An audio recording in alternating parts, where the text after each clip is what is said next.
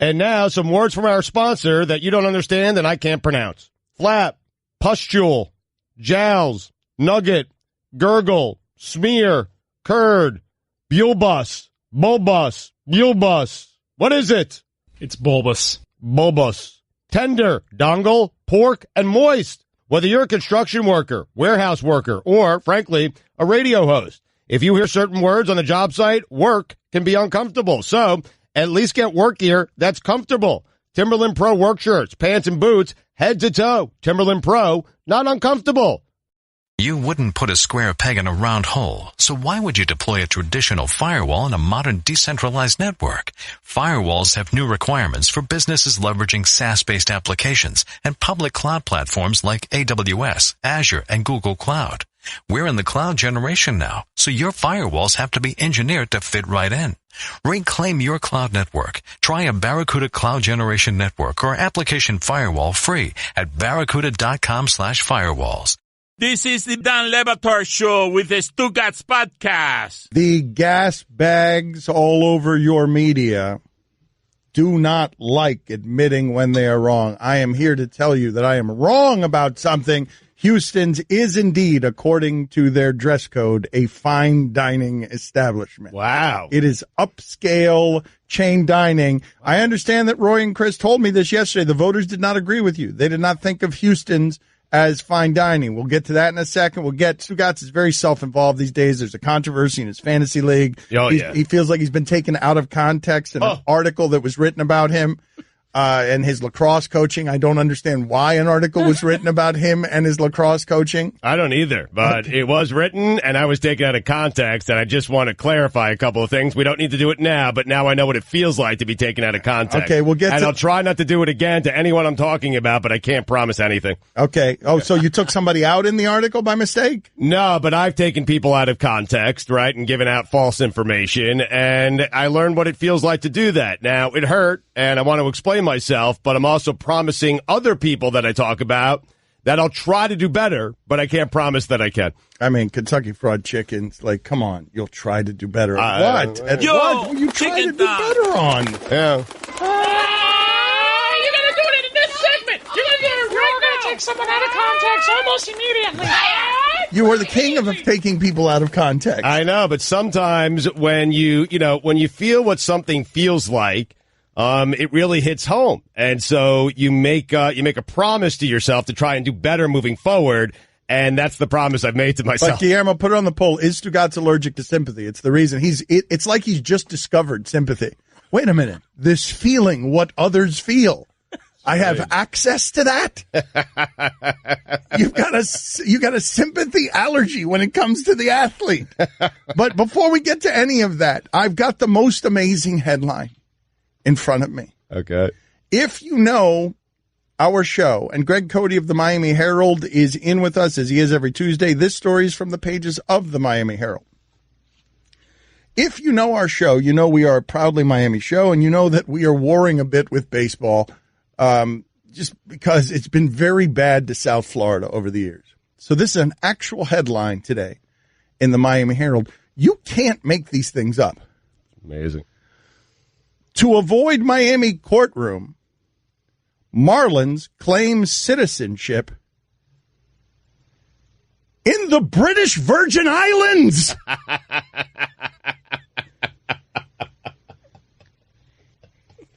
I'm reading this story and I'm like, wait a minute, what? So wait, the Marlins are going to court claiming they are citizens of the British Virgin Islands. Yeah. That's a thing that's happening. To avoid a lawsuit. How'd he play? So here's the story I'm reading. I am reading Douglas Hanks. It doesn't sound like a lawsuit is all they're trying to avoid. If you're housing up accounts in the British Virgin Islands. So does Justin Bohr need like a work visa? I know, right? Like all of these guys, like everybody who comes through here should have to go through customs the way they do in Canada. Sorry, you can't come into Miami. You got to come in through the British Virgin Islands. Wear out these teams before they come in here. So here is the story. It's just this big picture of Jeter in an empty ballpark. It's just a big with his hands folded as if someone would look in a villainous movie where they are about to partake in evil. Totally. Right? That's the photograph. It's in an empty ballpark. There's not a person in a seat next to him. He's got his hand folded. Yeah. Watch how I do this evilly through the British Virgin Islands. It's a good-looking evil person. It really is. It's like a Russian handsome devil, you might say. Hi, hey. So, Root. I did that, not him. Don't celebrate him for doing that to me. I know you did it. I was actually celebrating you doing it to yourself. Root for the International Offshore Holding Corporation is the way that it starts. So wordy to chant at a game, but root for we got to make this song. Wait a minute. Before the end of the show today, the shipping container has to take me out to the ball game. Root for the International Offshore Holding Corporation. If they don't pay taxes, they feel no shame. All right, here we go. The Miami Marlins are claiming corporate citizenship in the British Virgin Islands in an effort to have a federally appointed arbitrator take over the lawsuit by Miami and Miami-Dade County to recover a share of the profits from Jeffrey Loria's $1.2 billion sale of the team to Derek Jeter and partners last fall. Lawyers representing the Marlins told a federal judge that at least one corporation that owns part of Marlins Team Co. That's what it should say in the standings. They should just cross out Marlins and make it Marlins Team Co. Right. That's what they should do. Have that be in last place. Marlins Team Co. The offshore account. It's not a Major League Baseball. Guillermo, put it on the poll. Does South Florida have a Major League Baseball team or an offshore account that happens to be in the Major League? That or Project Wolverine. Right. Yeah. They should play their games in the Virgin Islands. They'd draw better. Lawyers representing the Marlins told a federal judge that at least one corporation that owns part of Marlins Team Co., the company Jeter and majority owner Bruce Sherman formed last year to buy the franchise, is based in the Caribbean.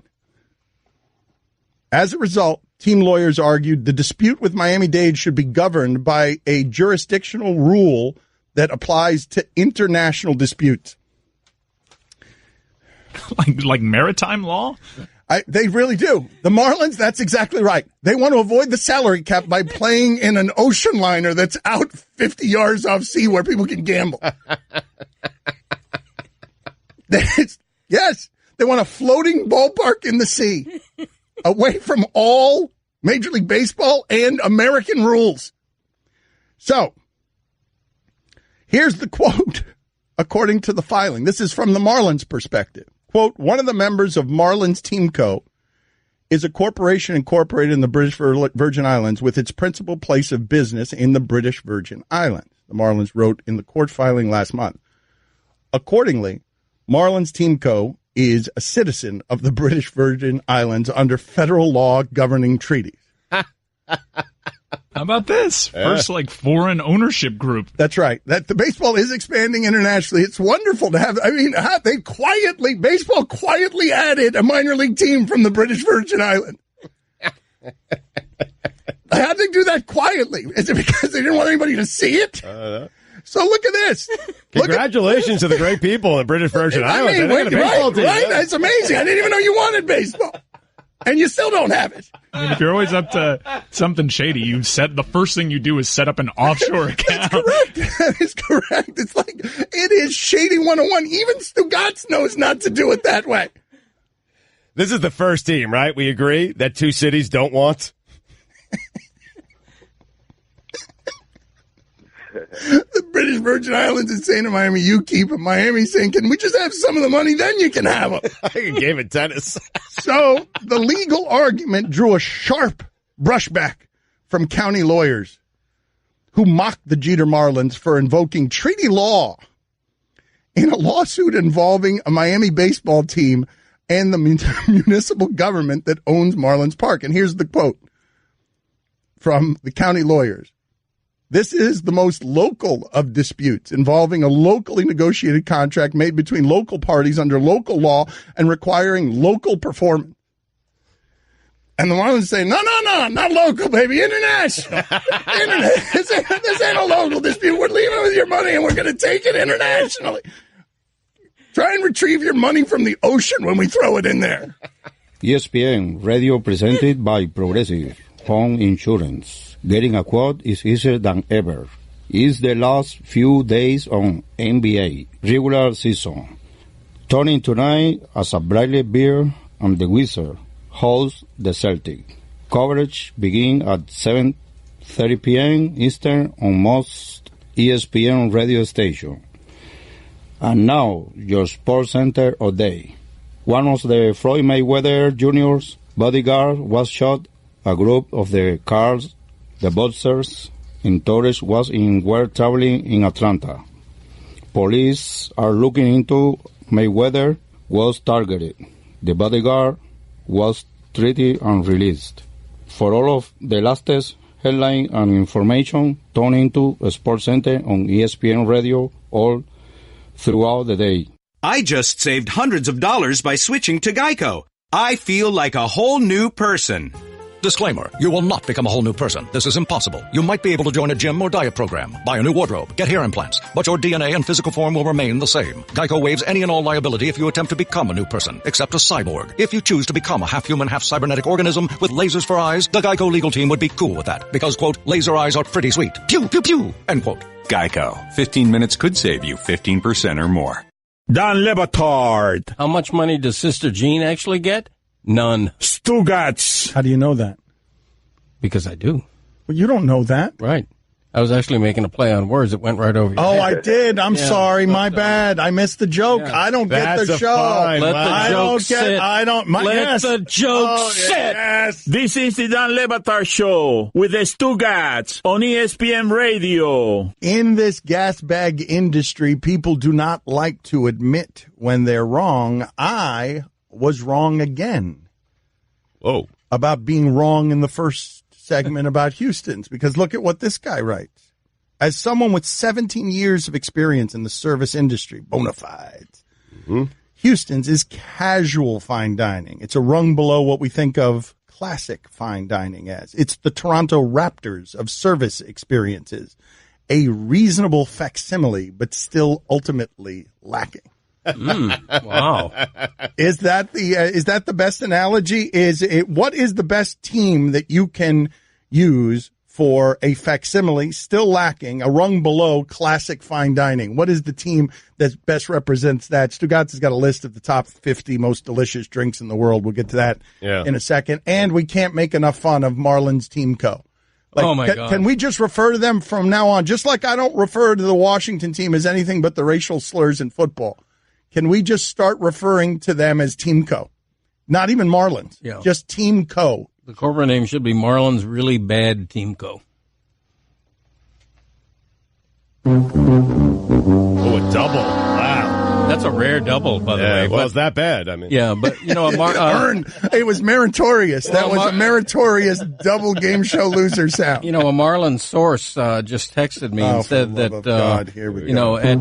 at Derek Jeter's insistence, beginning today, Don Mattingly and all the players are going to be speaking with British accents. I didn't know if you knew that or not.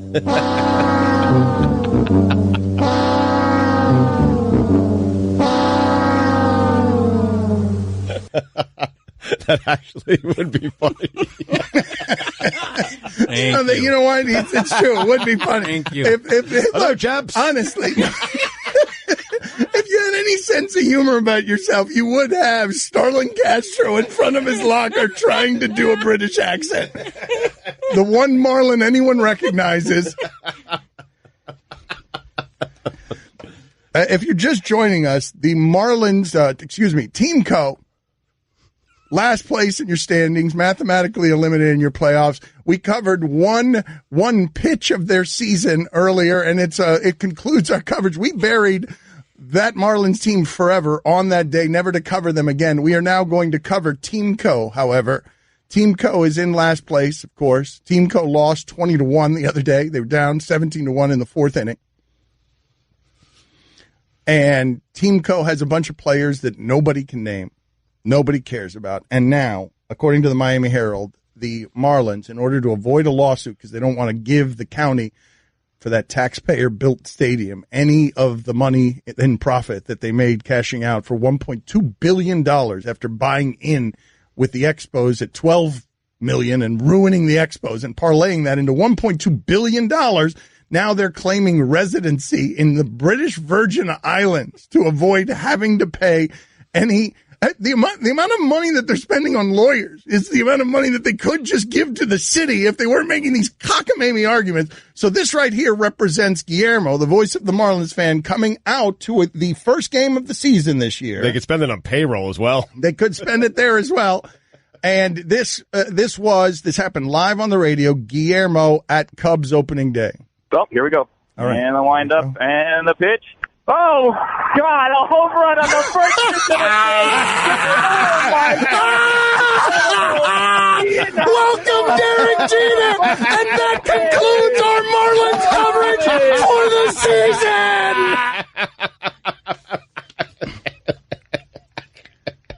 Is that the greatest moment in Marlins history? I trampled Guillermo. I really did. It's the worst moment in my history. I just buried poor. That was his big moment. He's still mad at me about it. You can hear him whimpering in the background, "Go Marlins," as I just engulfed him with just hogged the entire moment. Well, here we go. All right. And the windup and the pitch. Oh, God, a home run on the first pitch of the Welcome, Derek Jeter, and that concludes our Marlins coverage for the season. The first ha-ha. Here's what happened here, okay? You ate Guillermo. I did. That's exactly what happened. He's absolutely right. Guillermo's just waddling around the first pitch, and then all of a sudden something good happened, and I came in ate like a bird, like the bird of prey that swooped away Big Boy's dog, Halle Berry. I came in and took Billy's big moment. Yep. Don't you remember? We envision it more like one of those whales that just feasts off plankton and it's just accidentally eats a boat. Yeah, accidentally eats a whale. That's good. Eats a kayaker accidentally. I was just trying to eat plankton. Next thing you know, Billy the pole vaulter's being chewed up. So anyway, that team, that is how their season began, and then it got worse. And so now they are claiming residency in the British Virgin Islands. Like, how? Well, can someone explain to me how they imagined that headline arriving at Derek Jeter's desk today? Look at what the Miami Herald has written with your picture on it. You're claiming residency in the British Virgin Islands.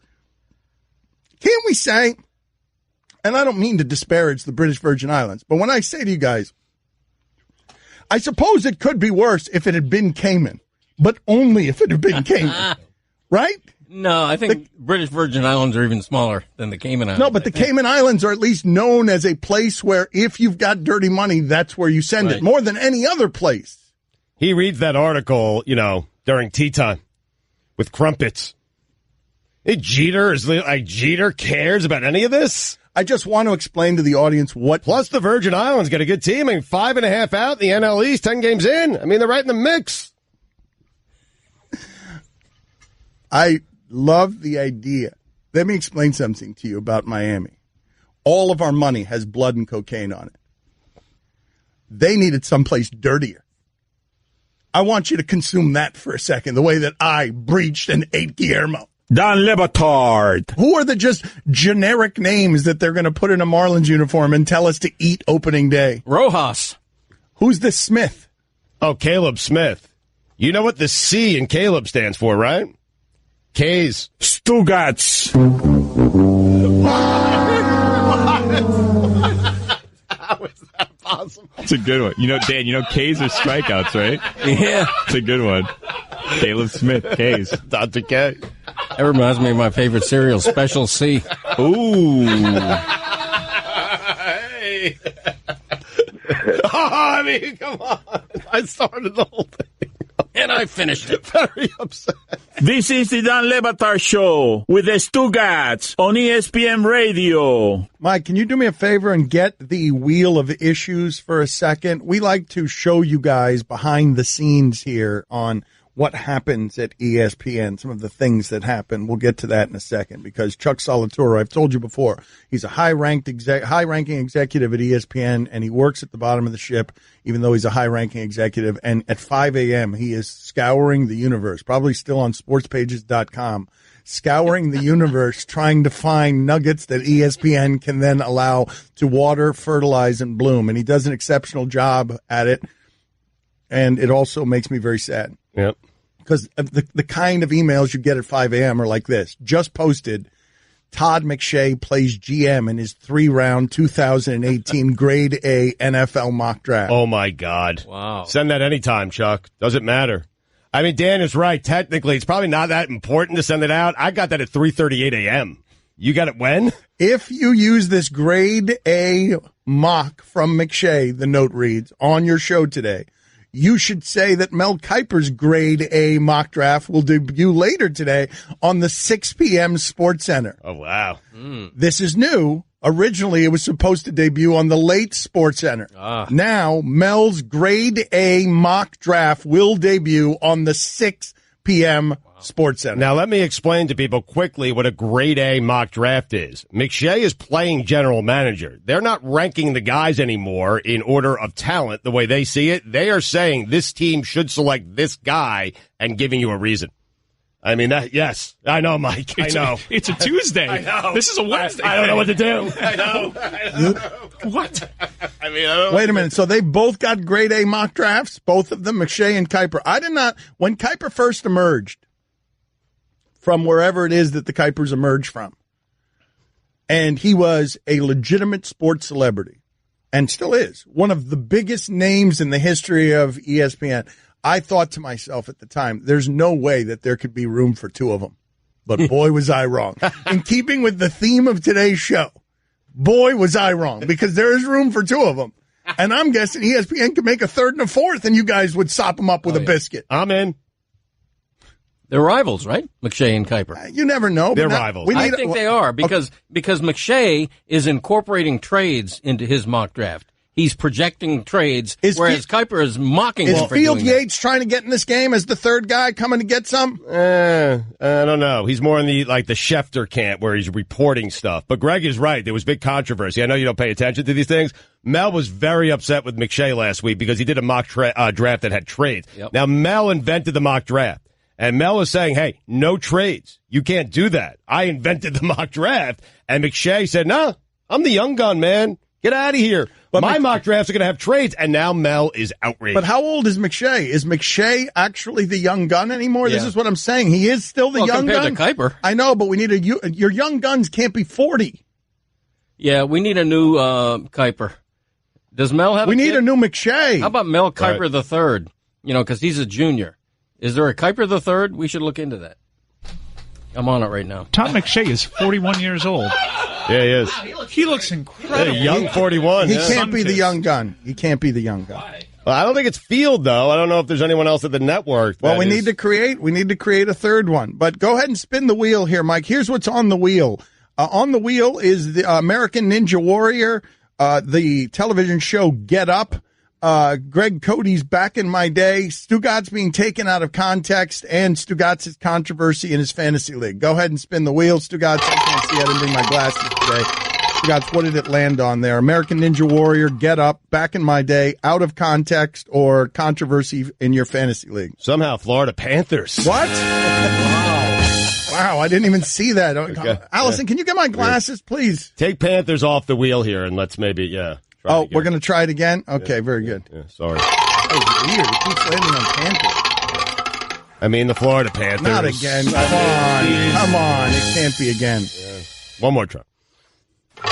All right, American Ninja Warrior it is. Very good. American Ninja Warrior is where it landed. Allison, are we doing the American Ninja Warrior thing? Is that something that we are doing as a show on Friday or on Saturday? I've got people from American Ninja Warrior calling me saying, are you doing this? Are you doing this obstacle course? And I'm like, I don't think I'm doing it. And Stugotz probably will have a lacrosse match, even if you're doing it at 4 a.m. on a Friday, like... He'll tell you that he'll go there, but then there will be a lacrosse match that will spring up out of nowhere because they break out all over the cul-de-sac where Stugotz lives. They tend to break out when I'm asked to do things I don't want to do. It's weird. I mean, yesterday you were at a golf tournament. I mean, lacrosse. Big high school game, man. We won 20-10. How about that? Yeah. I mean, you have a lacrosse tournament every waking All right, minute but of your what life. are we doing with American? This is my life, man. Look, there is Stugotz doing, or me, doing American Ninja Warrior and falling into the water on the first obstacle would be visually funny. Are we doing it? Guillermo has signed up. Chris is sitting here negotiating for a Friday versus Saturday. Amin is talking trash. He's flying down with his parents for it. I don't know if they're participating. What? Roy's made no commitment because he just gives off general malaise and indifference, so I don't know what he wants to do. I have no idea what he wants to do. Mike, are you participating in the American Ninja Warrior? It's Grandma Juana's 90th birthday. Cody, are you participating in the American Ninja Warrior? So once again, it is our marching band nowhere. It's actually my grandmother's 158th birthday.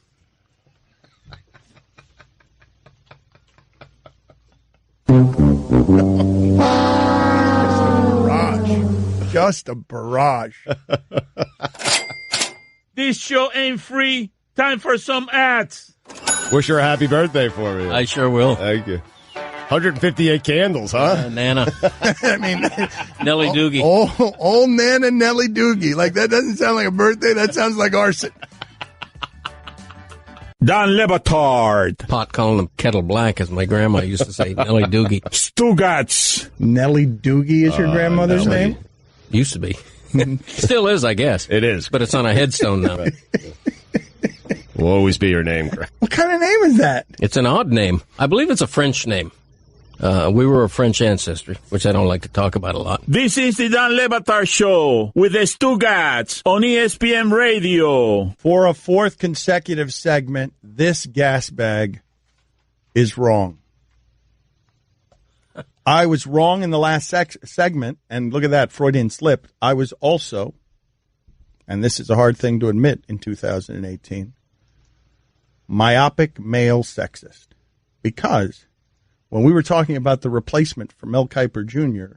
and Todd McShay, we were talking about Mel Jr. There is no Mel Jr. There is a Kiper daughter who might be willing to take up the mantle, and we can have a Stephanie McMahon situation where I didn't consider that. I thought, of course, the third draft analyst has to be male. Of course he has to be male because the only draft analysts I've ever seen are male. What if her name is Melanie? Melanie Kiper. Yeah, I like it. Coming for the throne. She has to add the junior, though, right? You have to. Yes. Melanie Kiper Jr.? Yeah, I think Does so. she? Yeah. I think it's Junior. Junior. She needs to run with this right now. If she's not, she needs to run with it right now. Honestly, the old guard, Mel Kiper Jr. Mel Kiper is from wait a minute. Mel Kiper Jr. is from a different time. He comes from like Larry Bluestein's Blue Book on high school recruiting, or like, what are these? Blue. No, there was another guy. When Mel Kiper was coming up, there were like three newsletter guys. Mel Kiper gets to be Paul Revere, but the other guy, Josh Baumgartner? Joel Bucksbaum was there were two Paul Reveres. Right. They were running in different directions. History only remembers one of them. Mel Kiper. Is Phil Steele also in that family? He's been doing it for a while, too. I love the Phil Steele magazines, man. Those things are great. Fantasy, draft, all of it. I mean, Phil's got it all covered. Here's a headline. Late great draftnik Joel Bucksbaum remains one of a kind. How about that? But he doesn't remain one of a kind. He's only one of a kind and not being Mel Kiper when he could have been. Right. Well, he's, late great anyway. He was Mel before Mel, I think. Wait a minute. Did he pass away? Apparently he did. He remains one of a kind? Clearly. The late great. No. Yep. All that remains remains. Too soon? I don't know when he died. God rest I don't know when he his soul. died, and I don't even know who I'm talking about. I remember Joel. I used to talk to him occasionally. How I did too, and I felt like he got fooled a couple times on radio shows because some people would call in with their friends, the name of their friends. And he said, "Oh yeah, third round pick out of Akron," and nobody could look at the internet. He's a third round talent. He was Stugotz before Stugotz. Died of natural causes in 2002 in his Brooklyn apartment. Oh, I'm good. Safe. Come on. Yep. I didn't know. It could have been 2 minutes ago in his Brooklyn apartment, but I'm good with 16 years of too soon. You played a very dangerous game. I did of play a roulette dangerous hand. It was a dangerous hand. Who dies of natural causes at age 48, by the way? Something suspicious about that. Okay, I really don't feel like going down this path. I Let's think now we've investigate. taken it too far. Might have been murdered. Wait, what? It's a fair point. It's a fair question. Wait a minute. 2 minutes. Get him out of here. Get him out of here immediately. Get him. He might have been. You cannot recklessly claim a murder on the radio. Might have been murdered. He was just asking a question, and I got to be honest, Dan. Natural causes at the age of 48. That is a bit odd. It is not? suspicious. Does Kuiper have an alibi? Guillermo. He's at his best when he's walking out of his room. His only jokes that land are when he's getting kicked out of the room for malfeasance. Mike, is he out of earshot? I think so. Yeah. All right. This is how we disorient him at the end of the hours when we just make it around him. What do I do at the end of the segment to get him on the hard network out? What can I relate?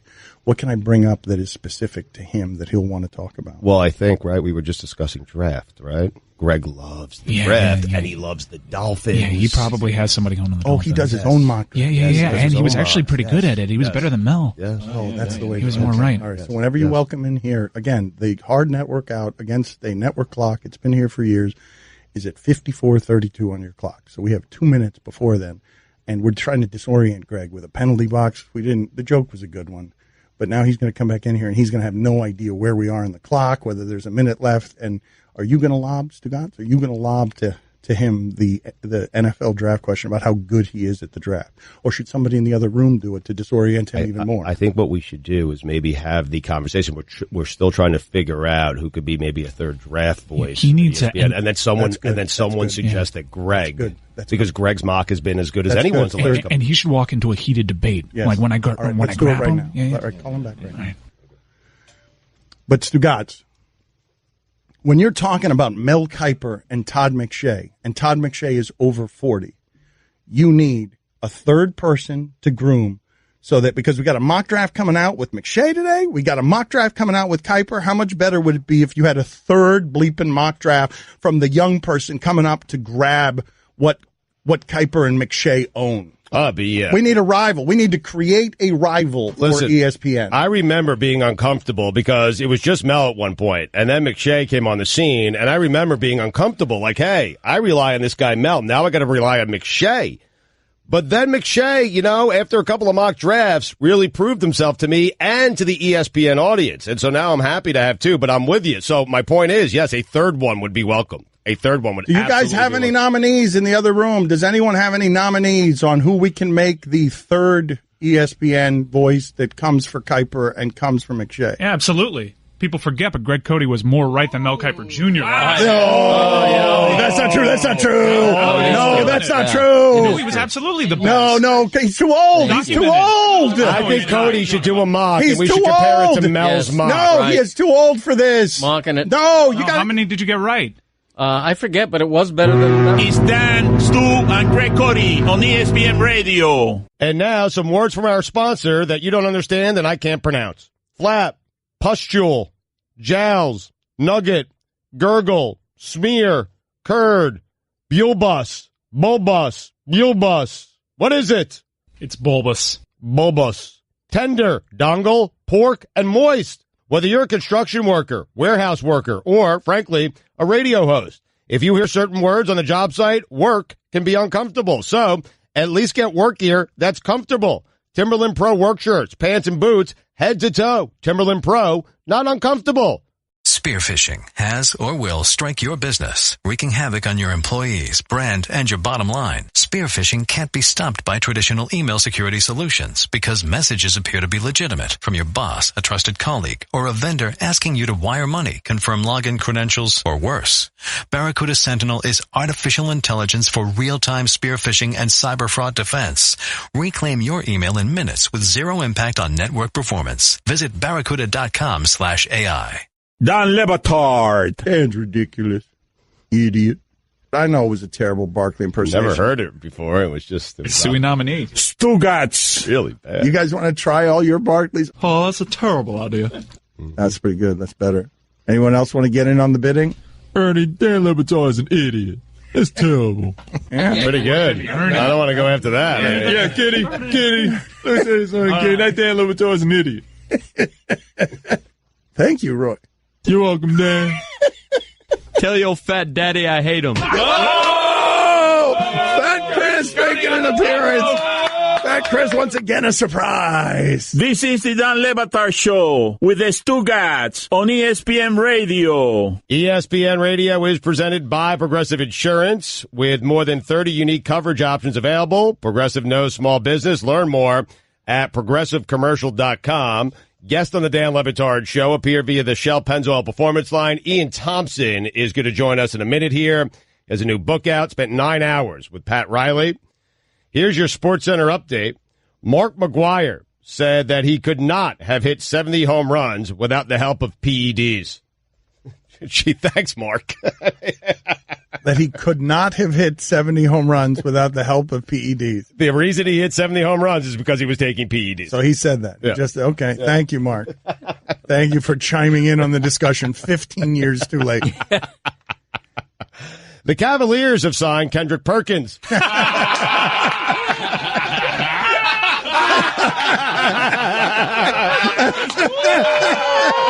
The same Kendrick Perkins. They're going to come out the Rockets and Warriors with Kendrick Perkins. Is that Kendrick Perkins' son? You got Durant, we got Perkins. Wait. The Kendrick Perkins I played for Boston. That Kendrick Perkins. I thought he had a son, and that one, oh, man. No Perkins Jr., no. Oh, that's rich. Perkins, oh, my goodness. That's funny. And finally, some visitors to the Detroit Zoo will soon be able to receive free buckets of 5 pounds of animal manure dubbed Detroit Zoo Poo.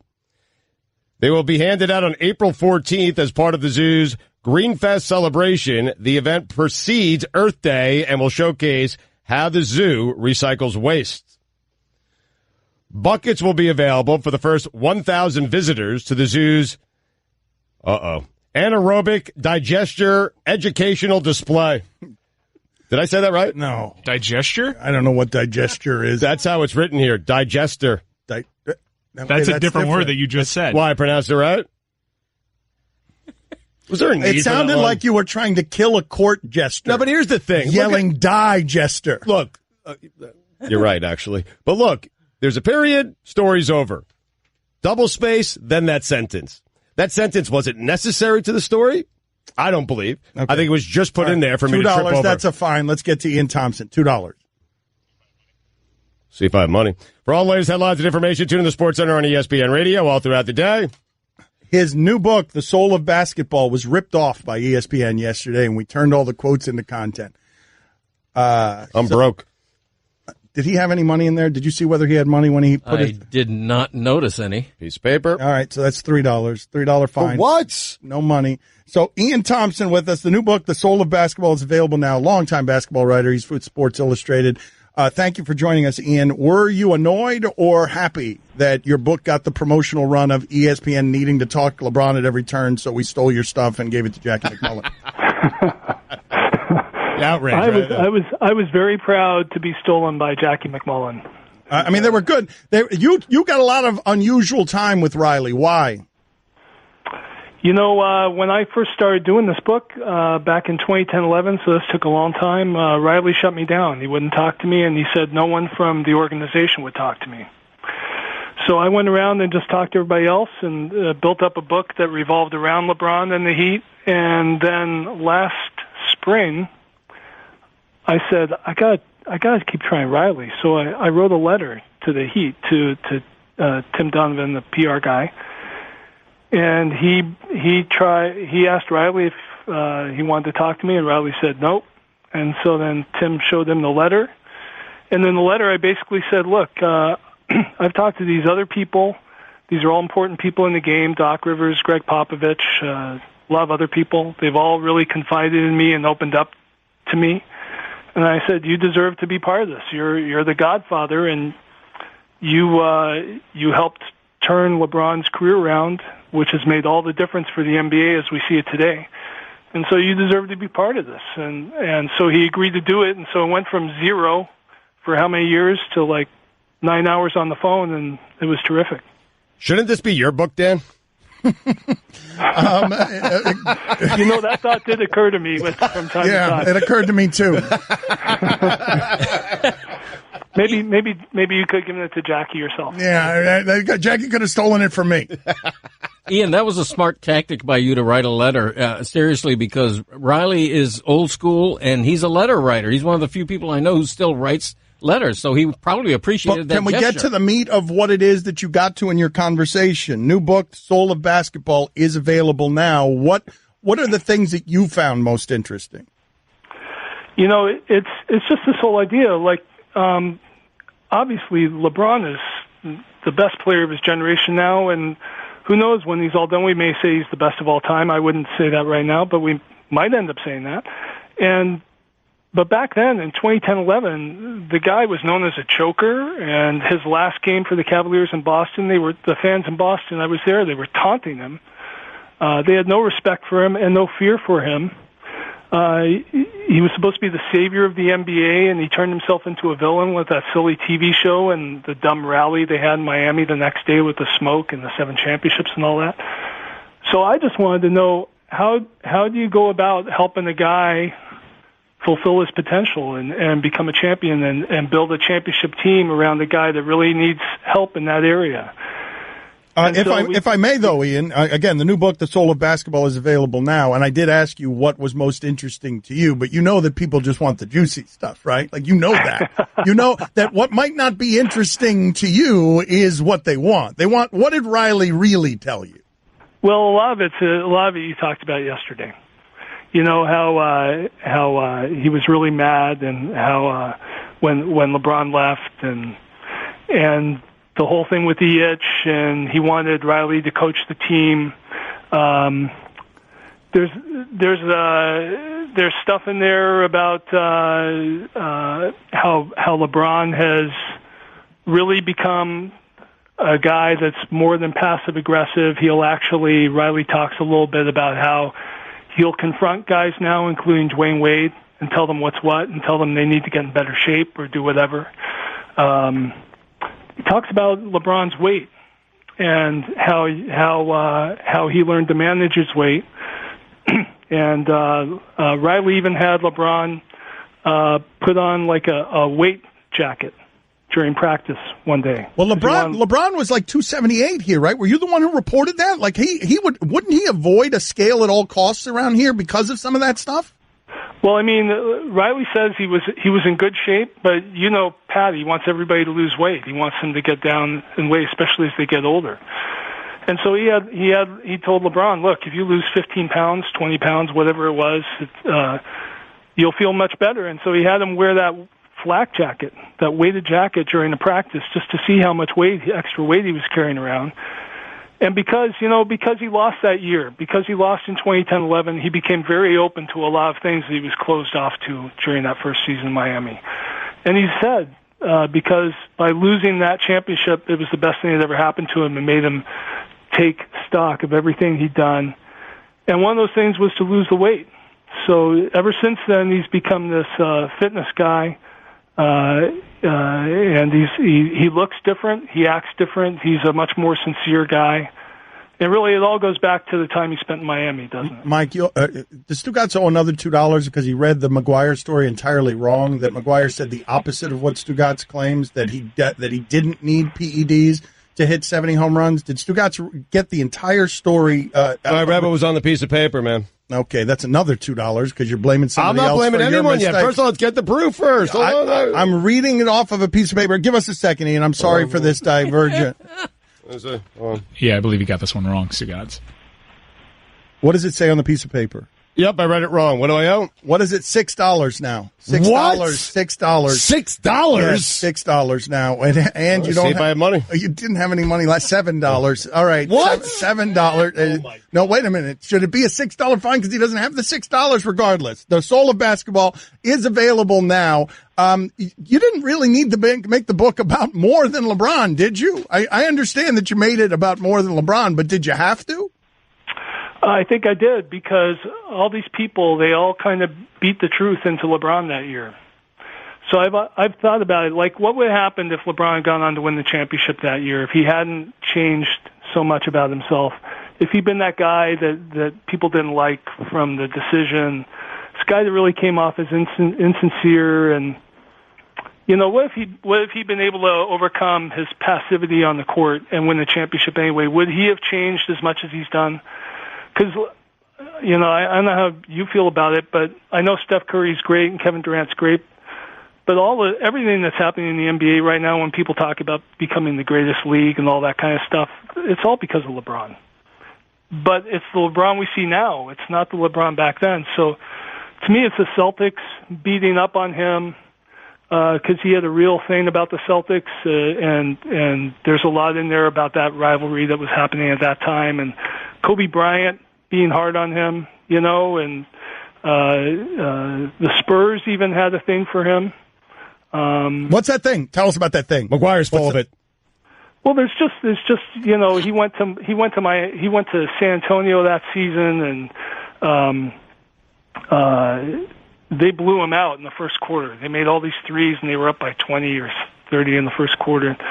Tim Duncan is saying it's over during the game, like he's which you never see him do.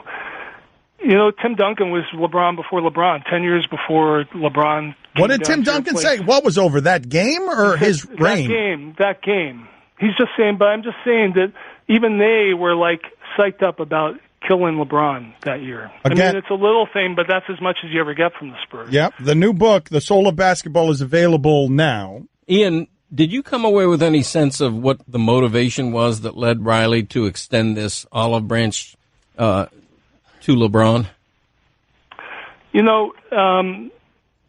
I think he just wanted to define himself in his own terms because that team was just ridiculous. The coverage of that team, especially the first year, was just insane. And there were so many cheap shots taken at them, and every little thing would be a controversial thing. And then when LeBron left, there was a whole thing about Riley versus LeBron and Riley's anger, which he talks about obviously in this book. But I just think he just wanted to step back and say, look, we did a great thing, and here's how we did it. And this player was hurting, and here's how we helped him. And the whole league's benefiting from it now, and I'm glad he did that. I'm glad he stood up for himself in that way. Ian, one-word answer. One-word answer. That's it. Yes or no. At any point, did Riley start to ramble, and you wondered to yourself, what the hell is he talking about, and when is it ever going to end? No. Okay, thank you, Ian. We appreciate the time. Again, get his book. ESPN stole from it liberally yesterday. Thank you, Ian. Hey, thank you, guys. Thank you. All right. Oh, you didn't know? Your ad's better. Go, somebody. And this McGuire. Oh, really? There's it. And the 1 year we all suspect that he took steroids. He hits the 70, whatever. He breaks the record. And now he's trying to convince us that he could have done it without it? Get out of man, here. That's a nice camouflage removed by you, but you brought us the information that McGuire was saying the opposite. Yeah. Like you. It'd be refreshing to hear someone just come out and say, yeah, you know what? I hit 70 homers because I took steroids. You opened the show saying you weren't going to take anybody out of context. That's how you opened the show today. Yeah. You weren't going to ever do that again because you were taken out of context in an article about your lacrosse coaching. Yeah. You just had Mark McGuire make an admission he's never made. Fair point. And, listen, to me, that should be the fine along the line of me killing people. When I've killed people that aren't dead, listen, it should be $100. I didn't. Well, that's, I feel like that's light. I feel like that's a lawsuit that you just brought us by reading that wrong. Like we deserve to be sued. Well, no, we corrected it, and what I promised people at the beginning of the show, I never said that I would read properly. I never said that. I never guarantee that. I can't read, man. Don't make fun of me. I'm going to sue you. Keep your family safe and secure when you install Blink cameras in and around your home. This is how this has to end, with you suing me over something like that. Tell people about Blink, Stugotz. A big public controversy involving you and me in a lawsuit. Listen, I'm going to take you to my hometown. I'm going to sue you. We're going to have it in a British Virgin Island court, and I'm going to win. Now, you can't sue me because I have no money. You make all the ching on this show. And Zappos.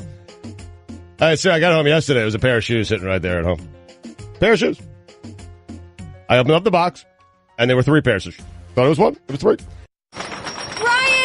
I so I'll just say it. What is it, Linda? I think we should see other people. Are you breaking up with me? On a roller coaster? Well, we do have a lot of fun. Maybe we should stay together. An emotional roller coaster? Surprising. What's not surprising? How much you could save by switching to Geico. I just need a little me time. Geico. 15 minutes could save you 15% or more.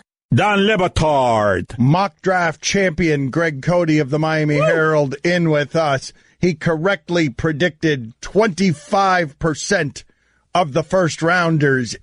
Got 8 of 32. Doubled Mel Kiper. Doubled McShay. Yeah. He is wearing a hat that reads Mock Draft Champion. Stugotz. Yeah, I don't know anything about the draft. And Cody knows everything. This is his wheelhouse. We have found it. You know, you don't get to wear this hat. I got to tweet out a photo of me wearing this hat because I'm very proud of it. It's professionally made. It looks like a piece of paper was just stuck to the front of a very cheap trucker's gas station hat. It's designed to look like that, like a piece of paper. This is the Don Le Batard Show with the Stugotz on ESPN Radio. Allison, can you, before the end of the show, please get us, instead of all of these American Ninja Warrior liability sheets that we're signing around here, can you get us Mel Kiper's daughter? I would like to ask for her draft analysis. I would also like to figure out a way for Greg Cote to do a mock draft opposite McShay and Kiper, who he crushed last year. Yes. So that you guys can have a comparison point to his draft and understand how unscientific all this is. You have to keep in mind, Greg Cote's not talking to a lot of scouts. He's basically looking at how Kiper and McShay are doing it and then just rearranging the names. Yep. And he's getting more right than they are. Yeah, that's correct. Yeah. I do a lot of film study, but it tends to be old Hitchcock movies.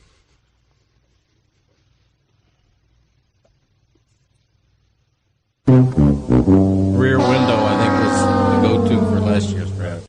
What's going on with Richie Incognito, Stugotz? He's retired after 12 seasons in the NFL. Did it via Twitter. Tweeted at George Italia, who works for the NFL, "I'm done." Wait a minute. George Italia is like the right-hand man of DeMaurice Smith. He's telling the Players Union PR guy, "I'm done." I'm done. Isn't it Atala? Is that a fine? Put it on the poll, Guillermo. Is it Atala or Italia? Is George's name Atala or Italia? And then he...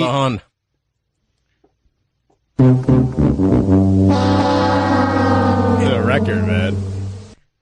And then he fired his agent and his agency via Twitter, saying thanks for all the hard work, you're fired, something like that, because he's done playing in the NFL. Now, this is the part where it gets kind of interesting. I know you're going to be interested in this. This is Richie Incognito's quote. "My liver and kidneys are shutting down," Incognito told the Buffalo News. "The stress is killing me. It's just about doing what's right. I just want to be in the Hall of Fame." That last sentence is a monster. Like, I don't even know where and how to make fun of this too much, just because I honestly don't know what's happening with that dude's body. I do know when it relates to that dude, there's like a compartment that's just totally off. And that has been allowed to exist and flourish in the NFL because he can block people and he's violent and people are a little scared of him.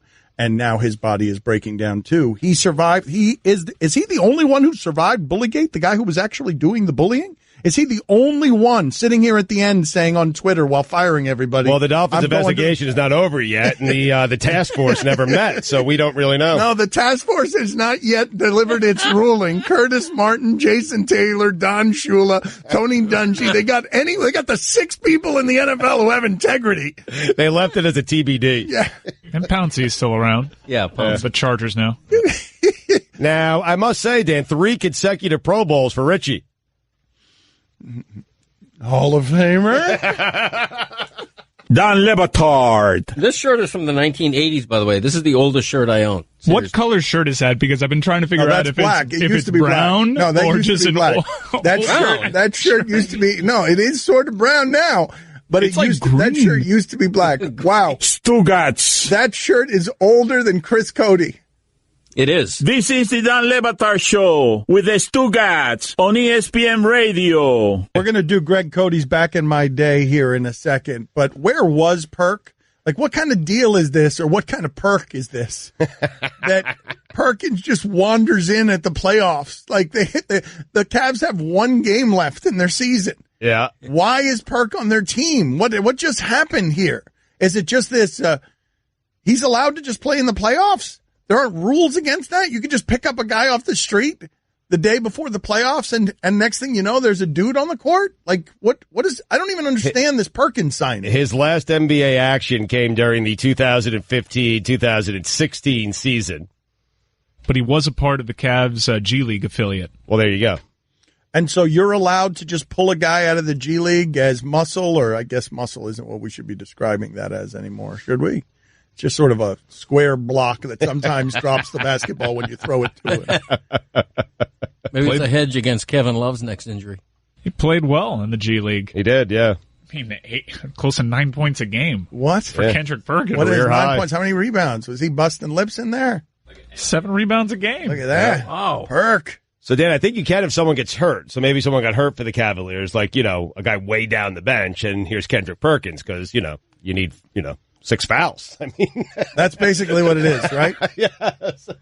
Go foul that guy 6 Put times. this on the poll, Guillermo. As a human being right now, is Kendrick Perkins merely 6 fouls? Is that the total definition of Kendrick Perkins? Should wear that on the back of his jersey. That would be great. Funny, yeah. Yes. He should wear. Who else is like that in the NBA? Do we even need that in 2018? Do we need 6 fouls? Really? I mean, we're only going to play 7 or 8 guys in the playoffs. Who's fouling out? What is? I mean, if the guys foul out anymore? Kendrick Perkins at this point in his life fouls out of your basketball game, that is not a useful endeavor in any way. None of it. As a sport, as a spectacle, as entertainment, if you're bringing out Kendrick Perkins as any part of your entertainment show to get 6 fouls. But if you had unlimited fouls and you could never foul out, then there'd be no spot for a guy He'd like be so Kendrick. good. He'd be so good if those were the rules. Woo! Perkins would be unstoppable because all he would do is shoot with his elbows. Time now for Greg Cote's Back in My Day. And now, it is time to take a trip down memory lane. Here's your guide, Greg Cote, with Back in My Day.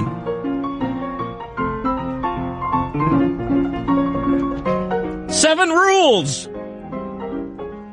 I stumbled across a sitcom the other night called The Middle, and the dad in the show, a character named Mike Heck, mentioned to his son that there were 7 things every man should know how to do.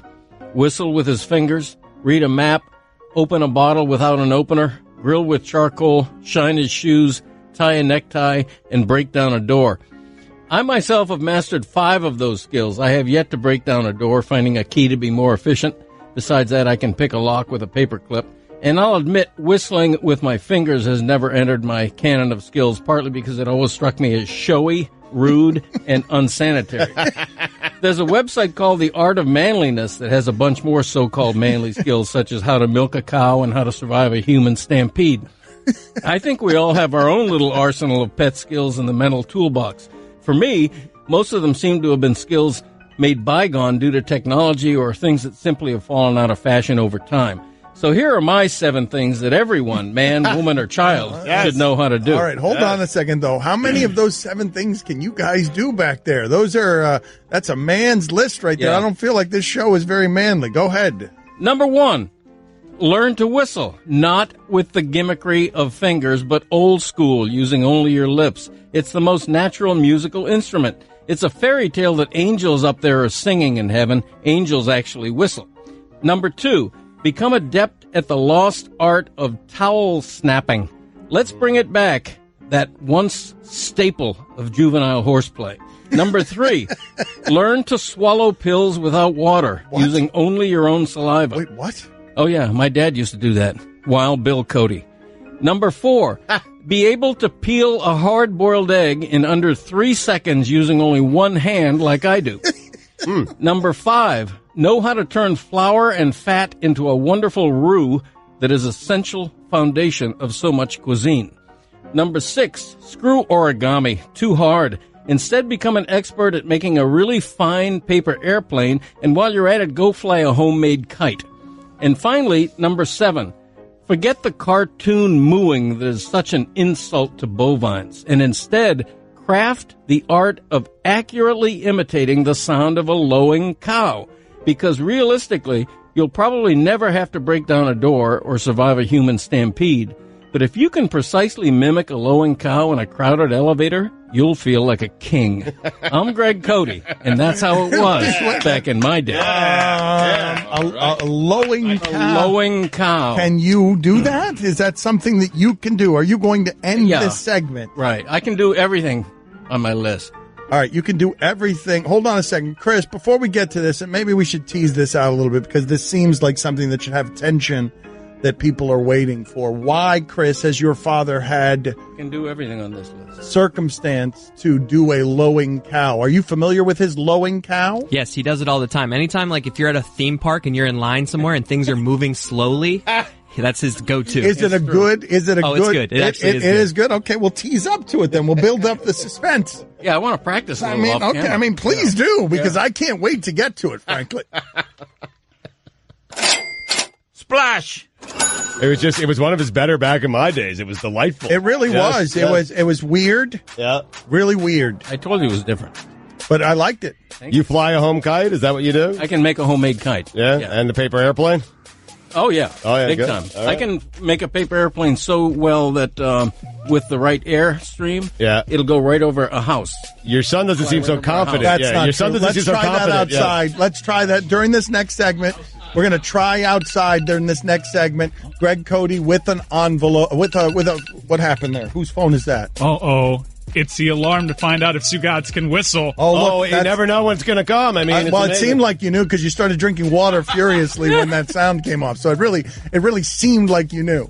Now, tons of humidity outside. I like a cold day for whistling. It is hot out today in Miami, and it's like, 80, 90% humidity. It's bad. So here we go. Hold on a second. Forgive me before you go. Not an ideal day. Would you get some paper right now? Go outside. We're going to film you by the Clevelander pool trying to throw a paper airplane at the camera. We're going to film that. We're going to give you 10 pieces of paper to test this theory of yours. Okay. Perfect. All right.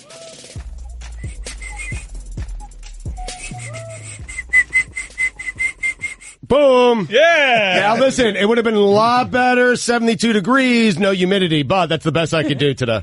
Buffalo Wild Wings, people. There's a party going on at Buffalo Wild Wings. Great food and beer. Plus, you can watch the games any night of the week.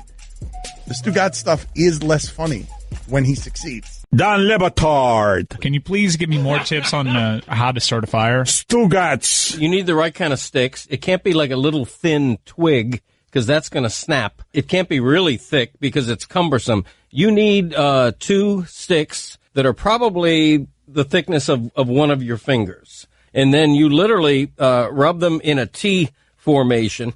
And the key is you're going to see smoke first. Once you see you're rubbing them hard enough where the smoke appears, then you're close to getting a little flame. When you get the tiniest little spark, you have to blow on it. You have to fan the flame, and that's the crucial element, because once you get the flame, you're golden. This is the Don Batard Show with the Stugotz on ESPN Radio. If you're just joining us, the Marlins, fighting to keep a lawsuit out of Miami-Dade court, claim the team is a corporate citizen of the British Virgin Islands. That's a thing that's happening right now. Yeah. The Marlins are claiming that they are an entity that exists as some sort of shell corporation in the British Islands. I love it. I don't even know if it's malfeasance, but it looks and smells like malfeasance, so let's just go ahead and assume that given the people involved, it's malfeasance. But we also have involved here, this whole segment exists. Nothing we say here matters. It all exists to get to 5 minutes from now when we get Greg Cote on the hard network out. Yes. It's why the whole segment exists. Mm-hmm. So at 54:32, the whole goal will be to disorient Greg Cote. We have put him outside by the bar of the Clevelander Hotel, and he's about to start rifling off paper airplanes. Let's check in with Billy. Right. If you're watching on TV, you can see Greg out there right now. All right. So let's have him throw a couple of paper airplanes. Billy, are you on the line here with us? Hey, it's Billy.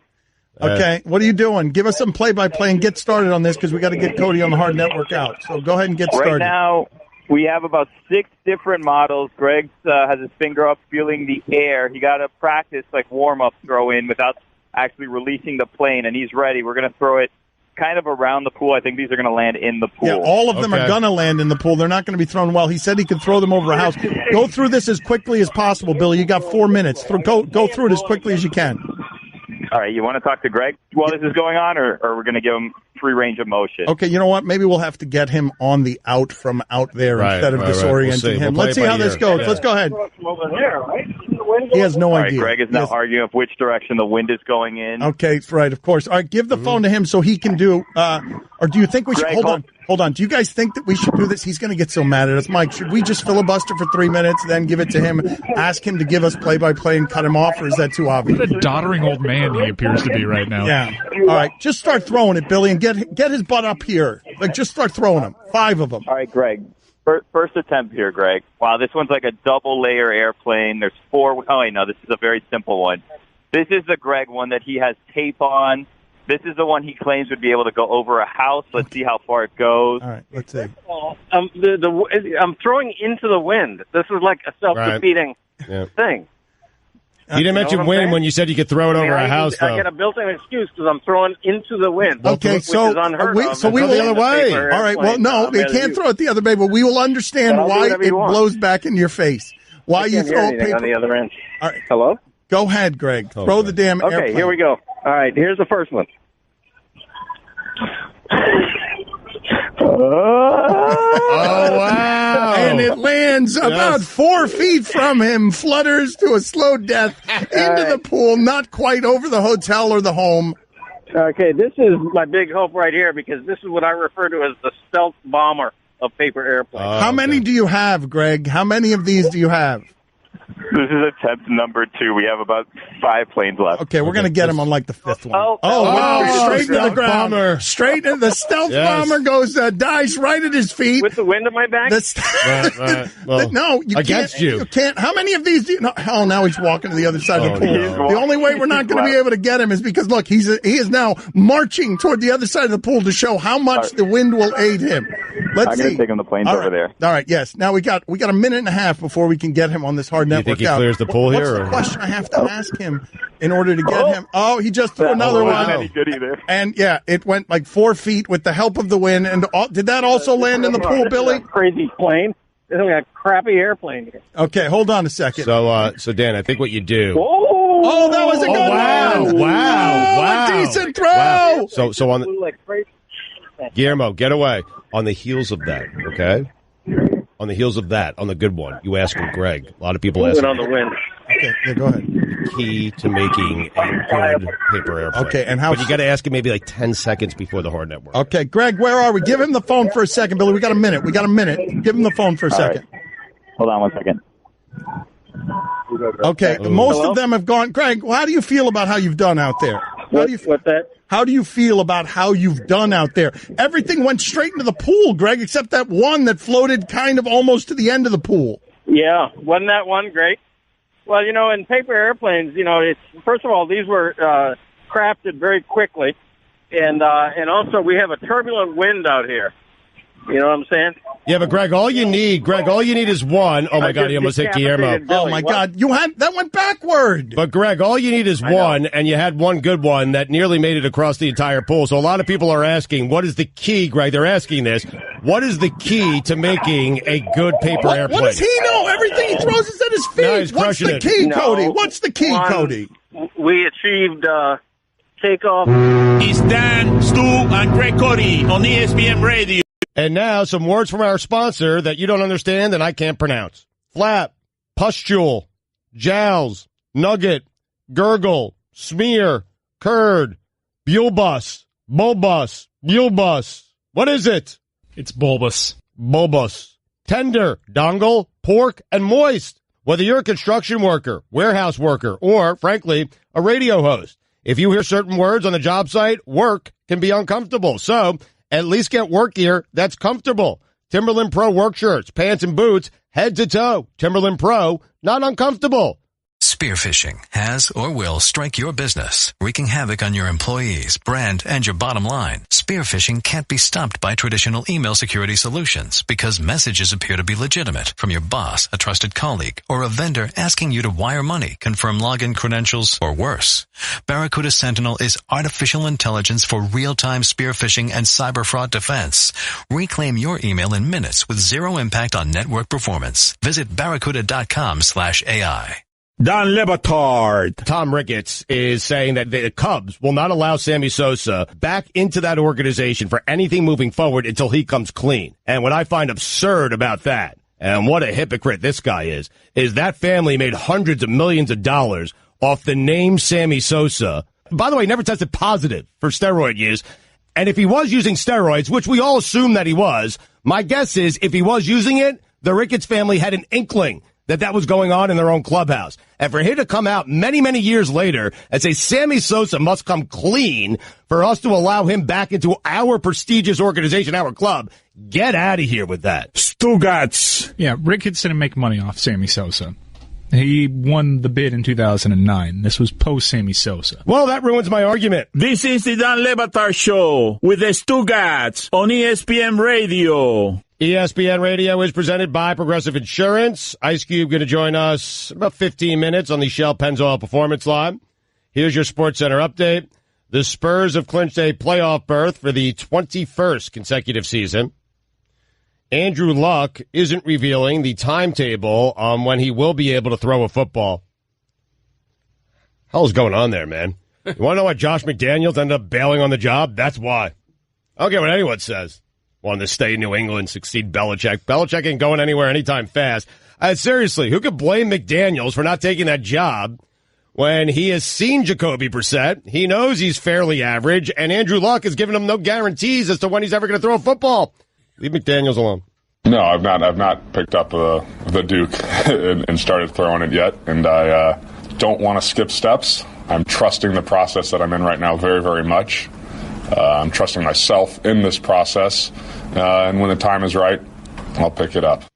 The Duke. That is the highest form of athleticism right there. That's what it sounds like. It's losing hair all over the place. It still uses a flip phone. It still can run through your secondary. It can't throw so well, and it may have a pituitary problem while speaking. That is excellence, athletic excellence at the height of sport. And finally, a woman applying for a job at a New Hampshire county jail has been arrested because it turns out she was wanted on a theft charge in Maine. Stugotz is strong in that one. Looking great at your special event or wedding has never been easier than with thebblacktux.com. They've got tons of new suits and tuxedos that'll make you stand out for the right reasons at your next event. To score $20 off your purchase, simple. Visit thebblacktux.com/Dan. For all the latest headlines and information, tune in the SportsCenter on ESPN Radio all throughout the day. The show is moving a little fast again, so I nominate Stugotz is saying, I don't care what anyone says, as a life philosophy for Stugotz. Like something he should, just like Kendrick Perkins should have 6 fouls on the back of his uniform, Stugotz should have on the front of his forehead a Mike Tyson facial tattoo that reads, I don't care what anyone says. It allows you to think whatever you want without rebuttal.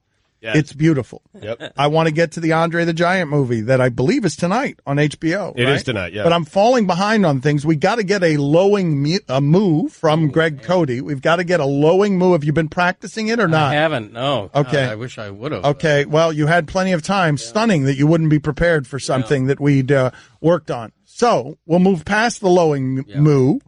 I'll practice next break, and then I'll be prepared to do it. Give him 2 minutes and get him out of here, please. Oh, good. Then I can practice over there. Okay, good. You can practice over there. There. That's a good reason to practice. That's 2 minutes in the box.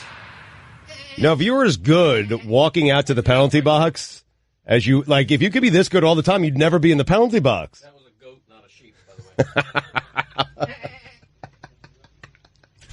So he's left the room, and now he's in the penalty box. But this is where I wanted to pick up the conversation, and it's where it'll be when he comes back from the penalty box.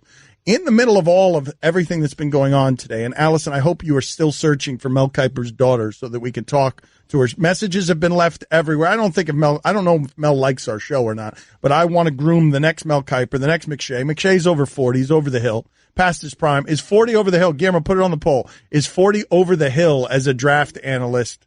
Past his prime. Mel likes me and Mike. Okay, maybe me he doesn't like, which probably isn't going to get any better with me talking to his daughter.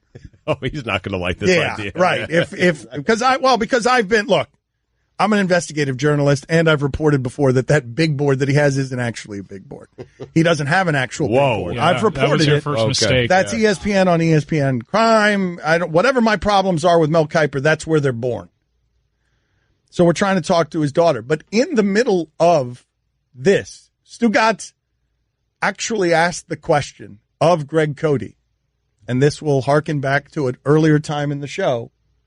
Hey, Greg, where would you draft Alfred Hitchcock in a draft of directors?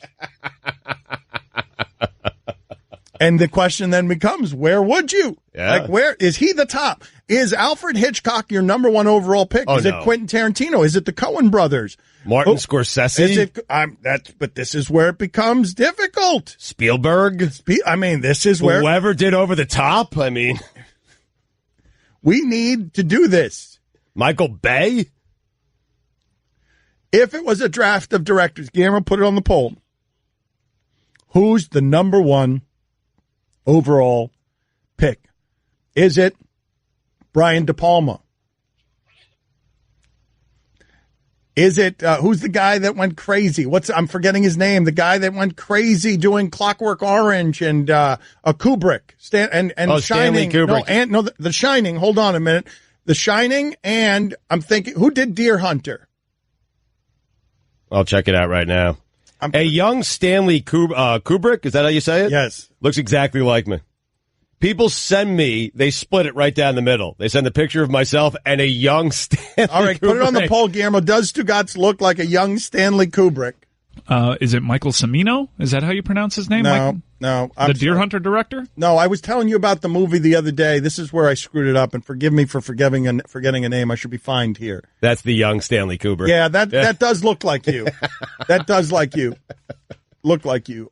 The director I am thinking of, I saw a documentary about this the other day, and we talked about it the other day, about the creative process and how he was thinking while making the movie, and I'm forgetting what the movie is. It Apocalypse Now? It's Apocalypse Now is the movie. It's Apocalypse Now.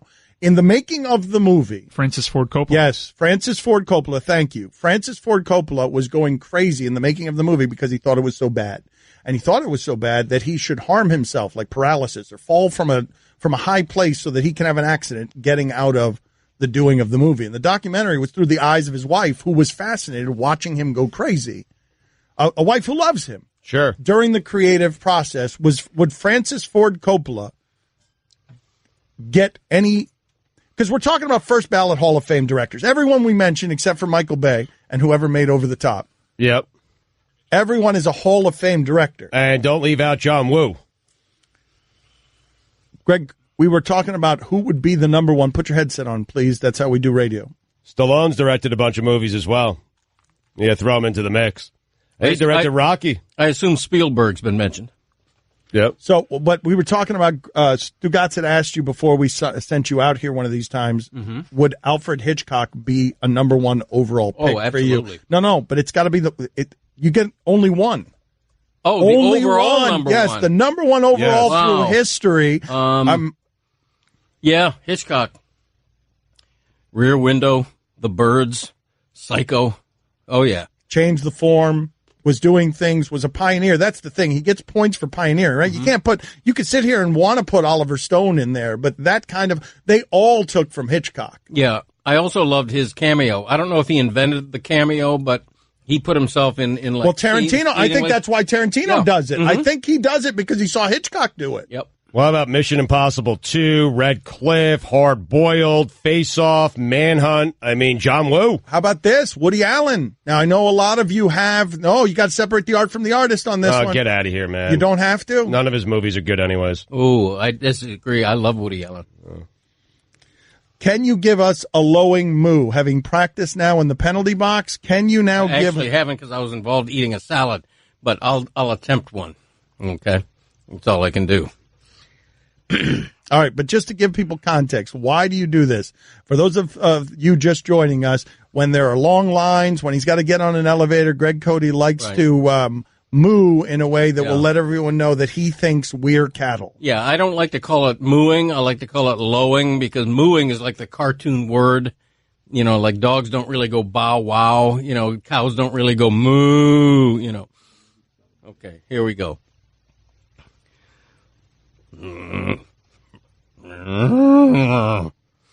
I'm practicing here. You got to picture me in line, and people are around, and they hear this, and they start laughing. Wow, you choked. You totally choked. You have choked as a mooing cow. Moo! No, that's a real cow. You choked. You choked. No. You had your big moment at the end of this segment where you were going to perform. Choker. McGill would tell you Choker. that's a realistic cow. Did Greg Cote choke? No. Oh, That's 2 minutes in the box. No, that's a so realistic bad. cow. Get out of here. No, that's a Go Guernsey. practice it. Go practice it. Ice Cube next.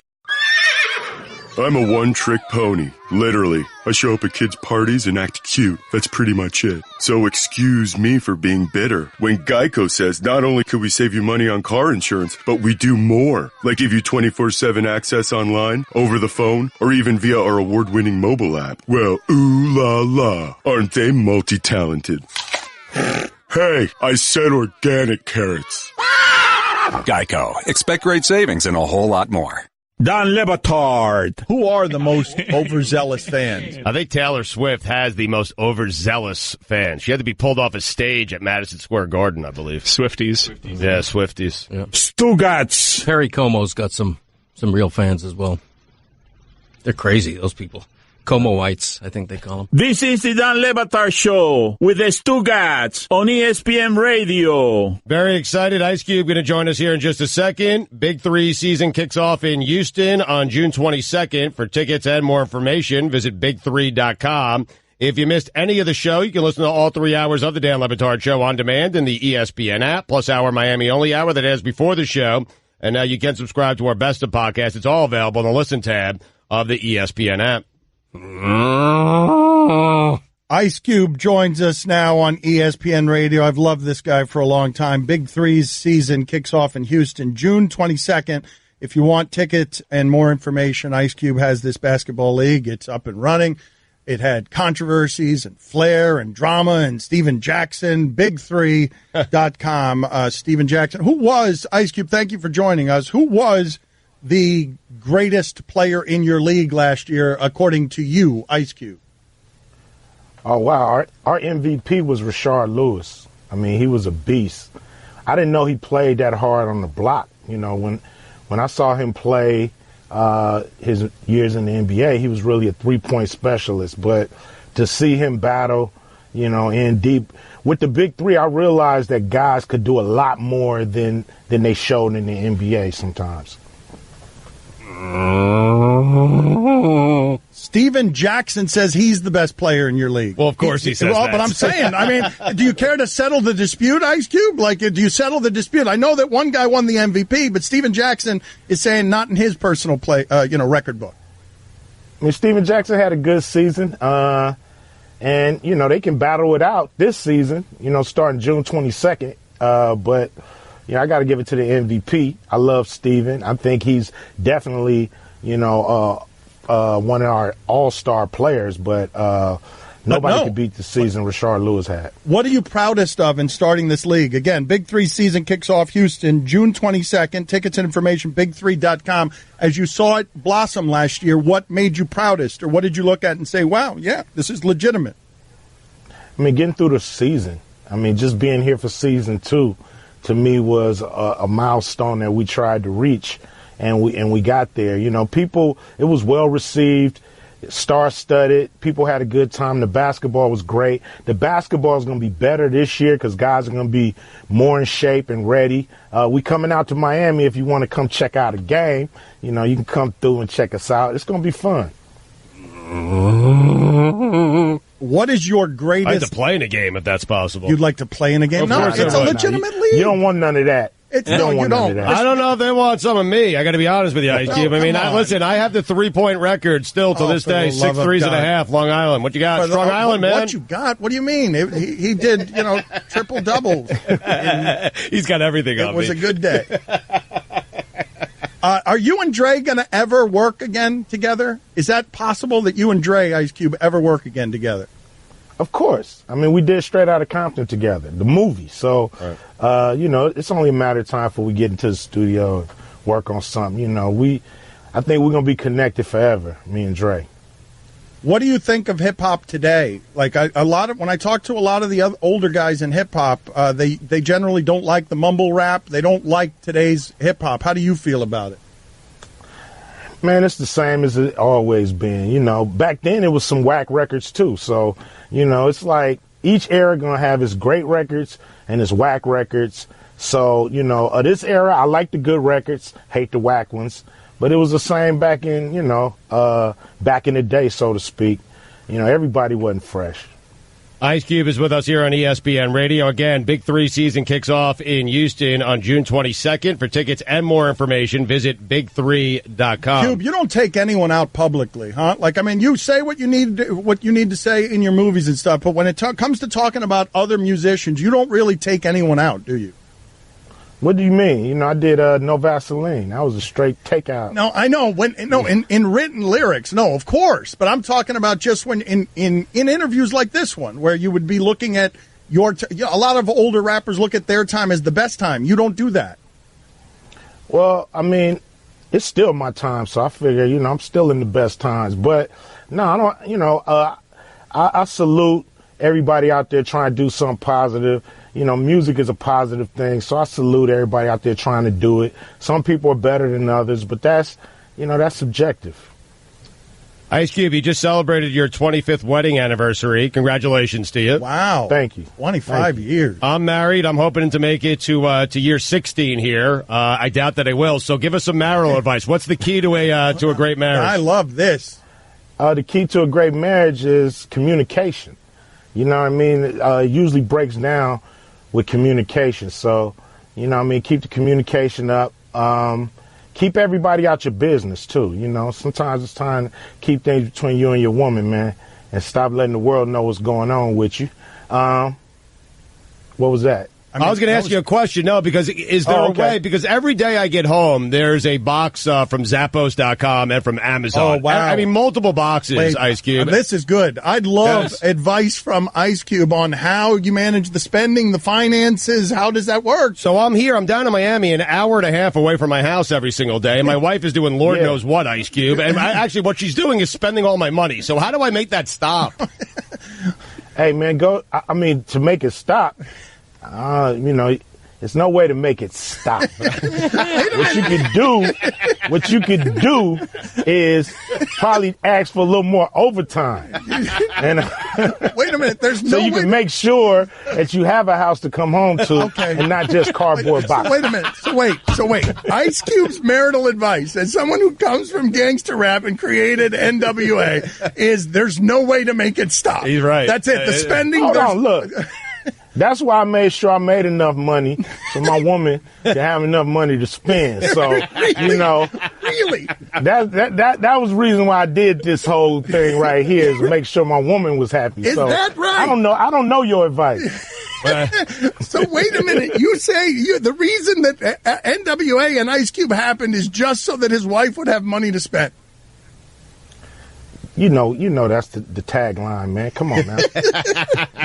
Ice Cube, he's not married, man. No, he doesn't know. Just he great. can't feel He's not married. Just great. No. Okay, so he's the smart one, Ice Cube. I don't know. It sounds like you guys got it figured out. So there's some smart ladies out there, man. He don't want to spend nothing. He's trying to figure out how not to spend. So again, Ice Cube, look at him laughing right in my face. Do you want to try this again, Greg? Let's see. Were any of those good? They all stunk, didn't they? They all stunk. Big 3 season kicks off in Houston, June 22nd. For tickets and more information, you go to big3.com. Ice Cube, how often do you drive by your Hollywood store? Not too often, and it's usually probably by accident. That it's like the Rock and Roll Hall of Fame. It's there. It's cool. I feel like I got so much work to do. They're going to have to give me another star sooner or later. Oh, wow. A second star. You're not. When did you get the first I'm star? like Kobe. I'm like Kobe. I want 2 jerseys. I need 2 stars. I need a music star and a movie star. Oh, wow. And I'm going to need a basketball sports star in a minute. Does anyone have 2 stars? Nobody's got 2 stars. So you want to have more stars than anybody on. More stars than anybody. He deserves it, yeah. It's only right. I work harder than anybody, so it's only right. Yeah, but we just learned that you work harder than anybody just because your wife keeps spending like that. well, give her a damn star, because somebody needs one. Thank you, Ice Cube. We appreciate it, sir.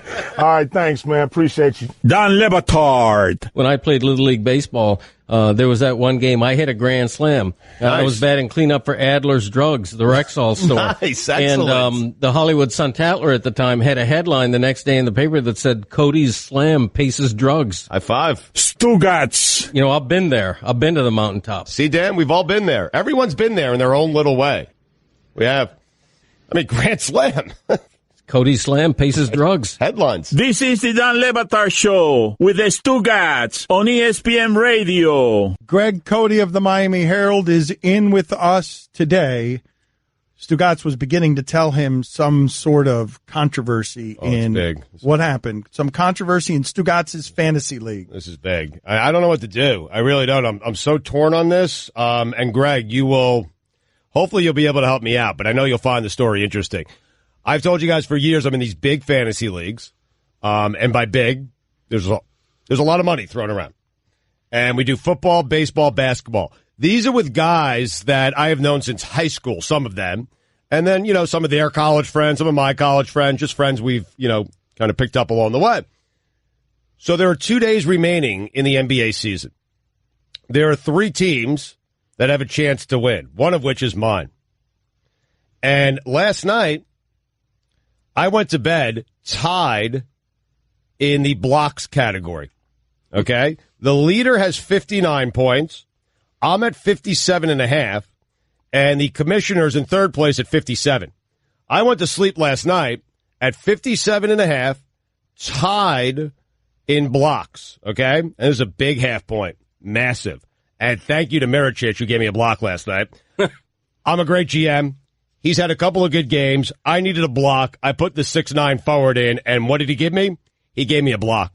I didn't care about the threes he hit. He hit a ton of them. All the rebounds. It didn't need them. I just needed the block, and I got it. He's a bit of a stiff as a guy getting you blocks. He looks more like a biblical shepherd than he does like someone who can get you a block. You're right, but I needed a block. He's 6'9", 6'10". I figured I'd put him in, and, there's only so many man games you have, and you never know what happens last day of the season, which is tomorrow night, where guys might sit. You got to get your games in. Yeah. So I go to sleep last night. I'm at 57.5, tied in blocks. Leaders at 59, third place 57.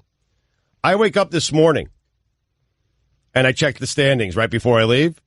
I'm back down to 57, and I'm one behind the guy in blocks. And so I send a text out to the commissioner. I love that you rechecked it this morning just to make sure that nobody was up to nefarious things. You checked it last night. You knew what the numbers were. You rechecked it this morning. They were different. You thought they might be. You're keeping an eye on everybody as this gets tense, because if you could find a way to cheat, you would. Of course. And I have. And I'll do it again. But also I was checking because there was still some action going on when I went to sleep. I wanted to make sure no one else got a block. Okay? Maybe Mirotic, got a second one. Maybe the guy I'm chasing got one, all that stuff. I go to sleep. Long story short, my half point is wait a minute. We're long past long story short. No, Dan, this is serious, man. There's a lot of money on the line, and I don't know what to do.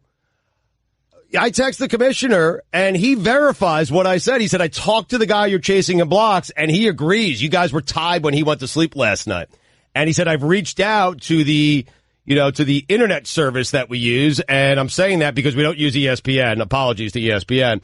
But maybe we will, because I think the problem is with the system. I'm about to blame CBS here in a second. So here's the deal. I lost a half point, and I lost a block. And the commissioner is looking into it. But what this has done, Greg, it's opened Pandora's box, where now the entire league is being scrutinized. Because now there's a guy coming out and saying, hey, could you get 820 man games? I had a guy in my lineup who was injured, didn't play, And Stugotz, who do you think this is interesting to? Oh, no. Who in the world do you think that this is an interesting conversation? Everyone but you. So they took away a man game from that guy for a guy who didn't even play. So now we think there's a glitch in the system. I want the whole season to go away. I don't want anyone to win. I don't think if you're going to win a fantasy league, you got to win it the right way. To who is this an interesting radio conversation?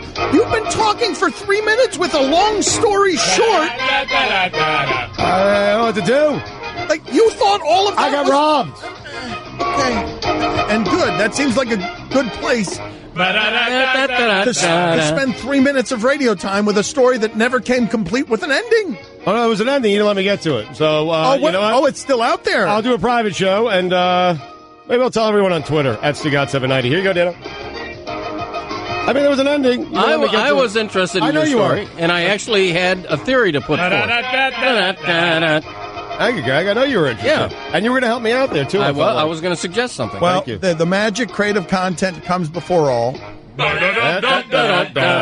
So, Super Bowl or bust for the Vikings? Oh, wow. I mean, it's got to be Super Bowl. Yeah, Super Bowl. I have Super Bowl because you have the best defense in the NFL. You got rid of that stiff quarterback that you had, and now he's in Denver, even though he's the guy who made the game-winning play to get you the NFC Championship game. And you signed Kirk Cousins in the offseason. It's Super Bowl. That's it. They got to win it this year. How about that? Why don't you go ahead and complete this story that you allege comes complete with an ending? Go ahead. I want to hear the fantasy story. I'm not going to do it. What? I'm joking. Anyway, so what happened here was, so I don't know. So now guys are throwing around 33%, 33%, 33%. Meaning the top three guys will just split the pot. Okay? That's what they're going to do. Now I said no. Time for my favorite color. Time for my favorite color. Exciting. Seashell is number 16. Wait until the Open's over. It's not official. Seashell. No. Not official. Seashell. Not official. Magenta green. Which color will he choose? Which color will he choose? Which color will he choose? Which color will he choose? Which color will he choose? Which color will he choose? Which color will he choose? Today.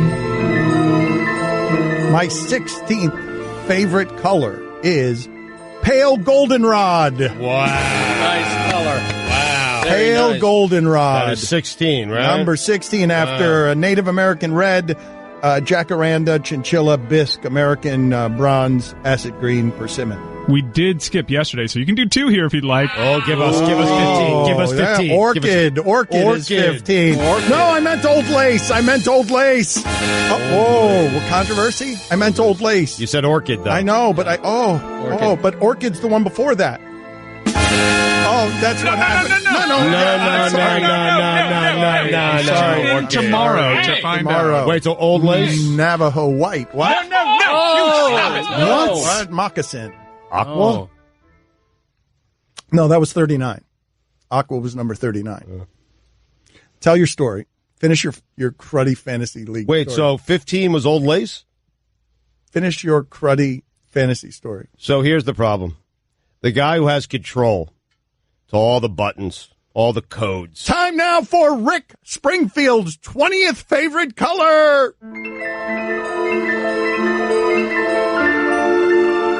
Springfield's favorite colors: orange, yellow, purple, pink, blue, magenta, green.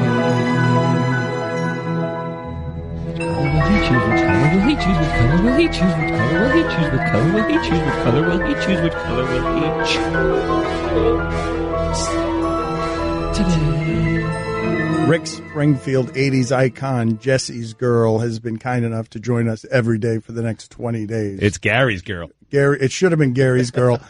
Rick Springfield, 80s icon, is with us now to make his own list of favorite colors to rival my list of favorite colors. So the 20th favorite color of Rick Springfield is?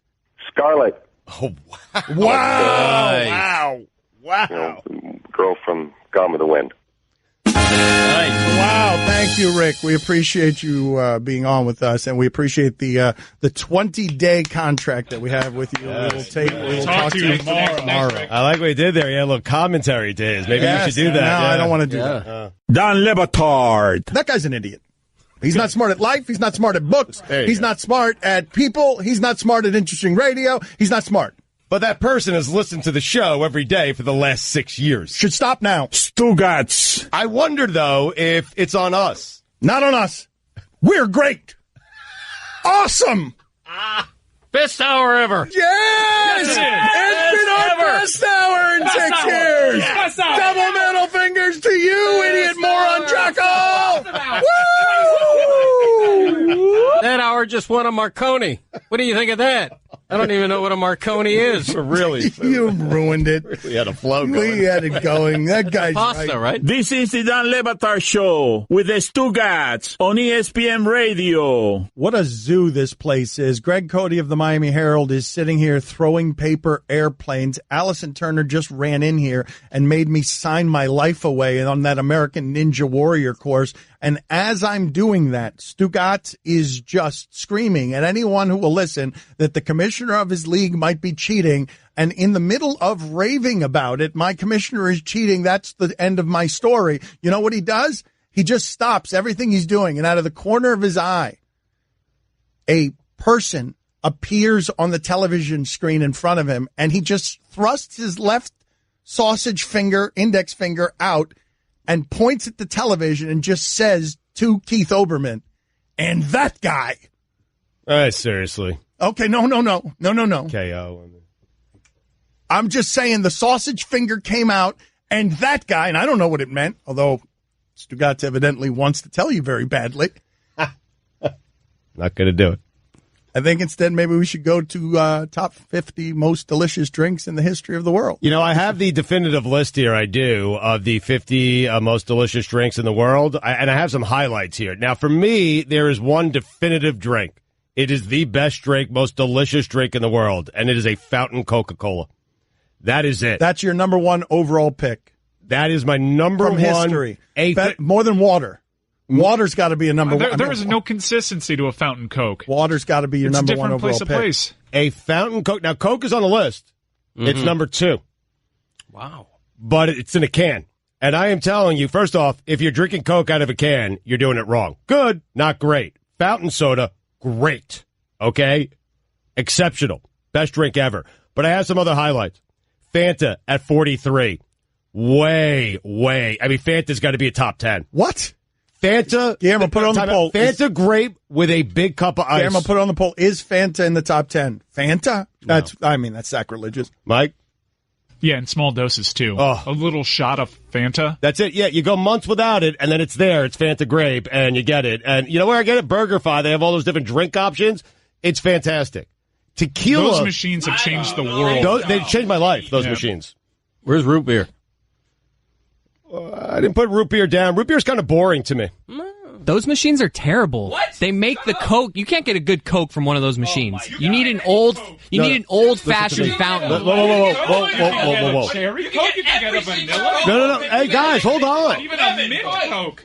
Chris, all fair points. No. I go there for my Fanta grape.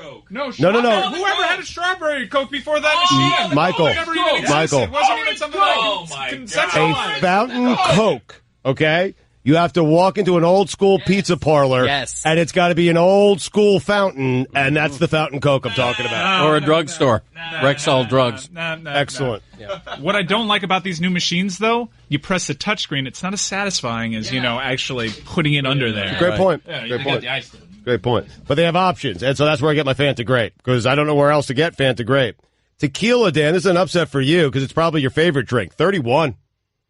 Tequila? 31? It's not my favorite drink. It's the one that doesn't react negatively with my body. But it's the one you drink the most. I mean, because it's the one that doesn't react negatively with my body. All right, maybe your favorite drink, the chocolate milkshake. That comes in at number 28. You put a few of those away, haven't you? Well, he often combines the two.